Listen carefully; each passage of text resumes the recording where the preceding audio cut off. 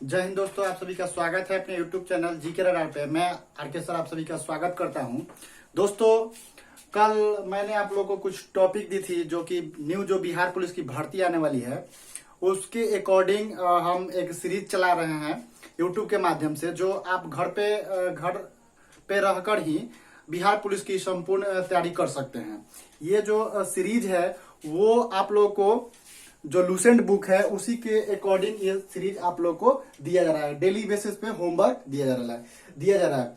इसके पहले मैं आप लोग से कुछ आर्मी के बारे में भी बात करने वाला हूं, जो कि काफी ही इम्पोर्टेंट रहेगा आप लोग के लिए। जो बच्चे आर्मी की तैयारी कर रहे हैं या आगे उनका जो सपना है कि मुझे आर्मी में जाना है, तो वो उस विषय पे मैं अभी बात करने वाला हूं। देखिए, अभी एक साल पहले से ही आर्मी की भर्ती हुई थी और एक साल से ज्यादा हो गया, अभी तक आर्मी की एग्जाम नहीं हुआ, फिर नया वैकेंसी नहीं आया। और हाल ही के दिनों में खबरों में ये सुनने को और देखने को मिला कि टूर ऑफ ड्यूटी के बारे में नहीं कि 3 साल का जो आर्मी का जो भर्ती होगा उस पर काफी चर्चा हो रही है। तो मैं आप लोगों को बता दूं कि जब तक आप लोग जगिएगा नहीं, आप तो लोग एकजुट नहीं होइएगा, आप लोग की कोई मांगे पूरी नहीं होगी। और दिल्ली में जो जंतर मंतर और मुखर्जी नगर में 5 तारीख को जो आंदोलन हुआ था, उस आंदोलन में सिर्फ राजनीतिक हुआ। कोई भी बच्चों के हक के लिए एक भी आवाज नहीं उठाया। सिर्फ लोग अपनी जो रोटी सेकने के लिए वहां पे पहुंचे थे, ये मैं इस एकेडमी से आया हूं, मैं उस एकेडमी से आया हूं, मैं ये बच्चों के लिए कर रहा हूं, मैं इतने बंदे को लेकर आया हूं, मैं ये राजनाथ सिंह से मिलकर आया हूं। कोई ये बहुत सारा ये बेतुका बातें बहुत सारे लोगों ने कहा था और कह भी रहे हैं, लेकिन ये जो है बहुत ही निंदनीय है। मैं उन यूट्यूब चैनल वालों की बहुत निंदा करता हूं जो कि बच्चों के भविष्य के साथ खिलवाड़ करते हैं और सिर्फ अपनी रोटी सेकने के चक्कर में लगे रहते हैं। मैं आप लोग से निवेदन कर रहा हूं कि आप लोग एकजुट होइए, एक नीति तैयार करिए और फिर सरकार के सामने अपनी मांग को रखिए। सरकार आपकी बात जरूर सुनेगी, आप लोग का एग्जाम भी होगा और आप लोग की नई भर्ती भी आएगी। तो दोस्तों, आप लोग पहले एकजुट होना सीखिए। आर्मी में, सेना में यही सिखाया जाता है कि पहले डिसिप्लिन सीखिए, फिर एकजुट होइए और फिर दुश्मन से अटैक करिए, अपने हक के लिए लड़ाई लड़िए। तो यहाँ दुश्मन सेंस की मतलब कि सरकार जो है हमारी दुश्मन नहीं है, वो हमारे लिए ही सोचती है। लेकिन कुछ चीजें ऐसी होती है जिसको मनाने के लिए, जिसे प्राप्त करने के लिए लड़ना होता है। तो आप लोग को लड़ना होगा। आइए मैं टॉपिक चेंज करता हूं और जो बिहार पुलिस का जो सीरीज चल रहा है वहां पे मैंने कल जो आप लोग के लिए जो टॉपिक दिया था, ज्योग्राफी में भारत का भूगोल मैंने टॉपिक दिया था, उसमें आप लोग को पढ़ना था जैसे कि भारत का अक्षांशीय विस्तार, भारत किस गोलार्ध में है, जैसे भारत उत्तरी गोलार्ध में है, भारत का अक्षांशीय विस्तार, देशांतरीय विस्तार, उत्तर से पूरब की लंबाई, सबसे उत्तरी बिंदु इंदिरा कॉल, सबसे दक्षिणी बिंदु आपको इंदिरा पॉइंट, उसके बाद पूर्वी बिंदु वेलांगू, पश्चिमी बिंदु सर्किरिक जो कि गुजरात में है, कर्क रेखा जो भारत के बीचों बीच से गुजरती है, 8 राज्यों से होकर गुजरती है, फिर समय तिथि रेखा जो इलाहाबाद के नैनी से होकर गुजरती है, ये 5 राज्यों से होकर गुजरती है। तो इन सब बारे में लूसेंट में बहुत अच्छा से ऑब्जेक्टिव मतलब 1 लाइनर क्वेश्चन दिए हुए हैं। इसको आप लोग को बार बार कॉपी में नोट्स बनाकर बार बार इसको रिवीजन करना है।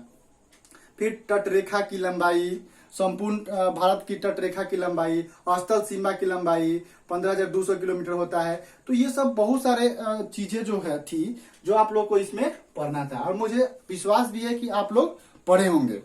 आगे जो है हिस्ट्री में उत्तर मुगल भारत के बारे में पढ़ना था, यानी कि औरंगजेब के बाद, औरंगजेब जब शासन से हटता है, वो मरता है, तो मुगल क्या हो जाते हैं, कमजोर हो जाते हैं और फिर छोटे छोटे टुकड़ियों में बढ़ जाते हैं और छोटे छोटे शासन करने वाले शासक जन्म लेते हैं, जैसे जिसमें मुअज्जम, आपको जहांदार शाह, फर्रुखसियर, रंगीला बादशाह मोहम्मद शाह और फिर अंतिम मुगल बादशाह बहादुर शाह जफर। इन सब चीजों से क्वेश्चन आता है। इसी क्रम में एक ईरान का एक राजा था जिसको ईरान का नेपोलियन कहा जाता है, नादिर शाह, 1739 ईस्वी में भारत पर आक्रमण करता है और फिर शाहजहां द्वारा निर्मित जो मयूर सिंहासन था, जिसे तख्ते ताउस कहा जाता था, उसको लूट कर लेकर चला जाता है। तो इन सब टॉपिकों से एग्जाम में क्वेश्चन पूछे जाते हैं।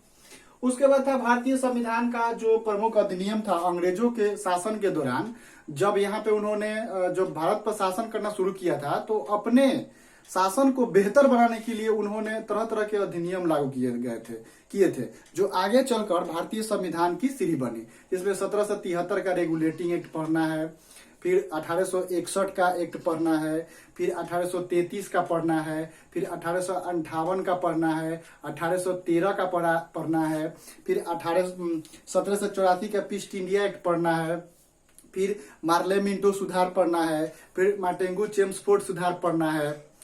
तो ये सब चीजें पढ़ना, जैसे महिलाओं को पहली बार वोट देने का अधिकार किस अधिनियम से मिला था, या यूपीएससी लोक संघ सेवा आयोग की गठन किस अधिनियम के तहत किया गया था, या आरबीआई का गठन किस अधिनियम के तहत किया गया था, प्रांतों में द्वैध शासन किस अधिनियम के तहत लागू किए गए थे, उसके बाद केंद्र में द्वैध शासन किस अधिनियम के तहत लागू किए गए थे। तो ये सब जो क्वेश्चन है आप लोग को इसमें पढ़ने के लिए आता है, सॉरी इसमें भारतीय संविधान में। और मैंने बोला था कि डेली बेसिस पे आपको 25 करंट भी पढ़ना है। अब आप कहिए कि करंट कैसा है, जैसे कि करंट जो राष्ट्रीय लेवल का हो, अंतर्राष्ट्रीय लेवल का हो, जैसे कि पुरस्कार जो होता है ज्ञानपीठ पुरस्कार, या फिल्म के क्षेत्र में ऑस्कर, बाफ्टा जो पुरस्कार होते हैं, फिर अर्जुन अवार्ड, राष्ट्रीय जो खेल रत्न पुरस्कार है जिसका नाम बदलकर हाल ही में मेजर ध्यानचंद कर दिया गया है, उससे क्वेश्चन, फिर ओलंपिक, पैरा ओलंपिक, शीतकालीन ओलंपिक, ग्रीष्मकालीन ओलंपिक, फिर 4 जो ओपन होता है, विम्बलडन होता है, यूएसए ओपन होता है। तो इस सब के बारे में डेली बेसिस पे 25 करंट आप लोग को पढ़ना है। कल का जो टॉपिक है उसमें आप लोग को फिजिक्स में पढ़ना है मात्रक, जैसे कि बल का एसआई मात्रक क्या होता है, बल का सीजीएस मात्रक क्या होता है, कार्य का एसआई मात्रक क्या होता है, कार्य का सीजीएस मात्रक क्या होता है, एक अश्व शक्ति बराबर कितना वाट होता है, दूरी मापने की सबसे बड़ी इकाई क्या है, पारसेक, प्रकाश वर्ष, ये सब चीजें के बारे में आप लोगों को पढ़ना है। जैसे कि आपको एक मील में कितना मीटर होता है, तो ये सब जितना भी मूल मात्रक कितने होते हैं, व्युत्पन्न मात्रक कितने होते हैं, मात्रकों की जो एसआई पद्धति है वो कब लागू की गई थी, ज्योति तीव्रता का एसआई मात्रक क्या होता है, ज्योति फ्लक्स का एसआई मात्रक क्या होता है, विभवांतर का एसआई मात्रक क्या होता है। तो ये सब चीजें जो होती है इसको आप लोग को कंठस्थ इसमें पढ़ना है, लुसेंट में आसानी से दिया हुआ है। फिर आगे है केमिस्ट्री में पदार्थों का वर्गीकरण, यानी कि सबसे पहले कि पदार्थ किसे कहते हैं, पदार्थ को भौतिक आधार पर बांटा गया है, फिर रासायनिक आधार पर बांटा गया है। भौतिक आधार पर आपको बांटा गया है आपको ठोस, द्रव, गैस, और फिर रासायनिक दृष्टि से आपको तत्व, यौगिक, मिश्रण को बांटा गया है। फिर मिश्रण कितने प्रकार के होते हैं, तत्व किसे कहते हैं, ठीक है। उसके बाद आपको यौगिक किसे कहते हैं, फिर मिश्रणों को अलग कैसे किया जाता है, जैसे ऊर्ध्वापातन, ठीक है, प्रवाजी आसवन, पेट्रोलियम का शुद्धिकरण, कपूर, इन सब चीजों से क्वेश्चन एग्जाम में आते हैं। फिर पदार्थ की चौथी अवस्था प्लाज्मा, पदार्थ की पांचवी अवस्था बोस-आइंस्टाइन कंडेंसेट। तो इन सब चीजों से इसको पढ़ना है, इससे क्वेश्चन आते हैं। तीसरा है बायोलॉजी, जीवधारियों का वर्गीकरण, यानी कि जीवधारियों का वर्गीकरण के बारे में पढ़ना है कि पहले मतलब जीवधारियों का वर्गीकरण किसने किया था, अरस्तु ने, पादप और जंतु में। फिर आपको लिनियस ने किया, कैरोलस लिनियस ने द्विनाम पद्धति दिया जो 1753 में दिया था, इसलिए उनको वर्गीकरण का आधुनिक वर्गीकरण का पिता भी कैरोलस लिनियस को कहा जाता है। फिर अंततः 1969 में ये जीवधारियों का वर्गीकरण 5 वर्गों में कर दिया विटकर महोदय ने, प्रोपिस्टा, पादप, कवक, मोनेरा। तो ये सब चीजें इसमें पढ़ना है। फिर आपको वैज्ञानिक नाम है, जैसे आम का मैग्निफेरा इंडिकस, गाय का बोस इंडिकस, उसी तरह आपको बाघ का पेंथेरा टाइग्रिस, मोर का पाओक्रिक्टस, गेहूं का ट्रिटिकम एरिटिवम, चना का साइसर एरिटिवम, कुत्ता का कैलिस फेमरिज। तो इस तरह से बहुत सारा आपको एक चार्ट बनाकर दिया हुआ है, उसको आप लोग को पढ़ना है।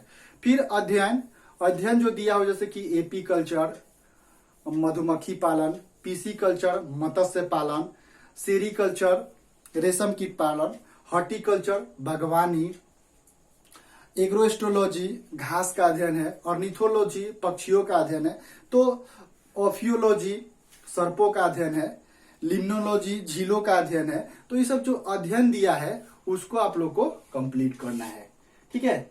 और फिर आपको 25 करंट पढ़ना है और इस तरह आप डेली बेसिस पे होमवर्क बना रहे हैं तो 6 महीना तक आप इस तरह लगातार मेहनत कर लेंगे तो जीके जीएस आपकी मुट्ठी में होगा। कोई भी आप एग्जाम दीजिएगा जीके जीएस लेवल का जिसमें जीके जीएस पूछा जाता है वो आपके एकदम मुट्ठी में होगा।